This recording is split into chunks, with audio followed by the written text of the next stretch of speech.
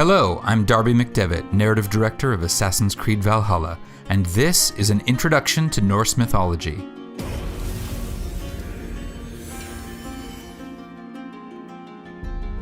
Assassin's Creed Valhalla takes place in an era that marks the gradual transition from the pagan religions of old Europe to modern Christianity. In England, where most of our story is set, the Christian faith has recently gained a firm foothold, but there are still many pagan religions flourishing.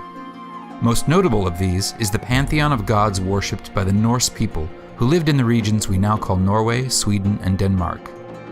This eclectic collection of gods includes such figures as Odin, the All-Father and King of all gods, Freya, the goddess of love and battle, and Loki, the obstinate trickster. For all the Norse characters in our story, including our protagonist Eivor, these gods and the stories about them constitute a living religion. They offer comfort and wisdom to the men and women who take them seriously. But these were not gods who offered revelation or promised salvation.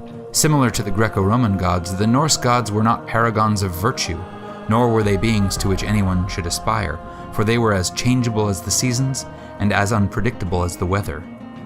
In the Norse conception of reality, the world was broken up into 9 realms, with Asgard being the home of the most important gods. Accessed by a bridge of light known as the Bifrost, Asgard was the site of Odin's Hall of Slain Champions, called Valhall, or Valhalla. This was the final resting place of all warriors who died bravely in battle, weapon in hand, and whose reward it was to remain at Odin's side, drinking and warring until the coming of Ragnarok, the battle at the end of time.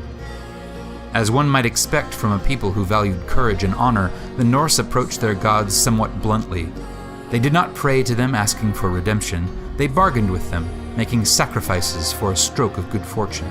Where virtue and sin and redemption are hallmarks of the Christian faith, for the Norse sensibility, ideas like honor and reputation held much greater sway.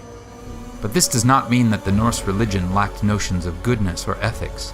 Through sources like the poetic Edda, we can find, amid tales of debauchery, deceit, and cruelty, passages of great beauty and common sense. In a poem called the Havamal, ostensibly written by Odin himself, we find this verse: "The unwise man lies awake all night, pondering everything over and over, and when morning comes, his mind is weary, and his burdens have not yet lifted."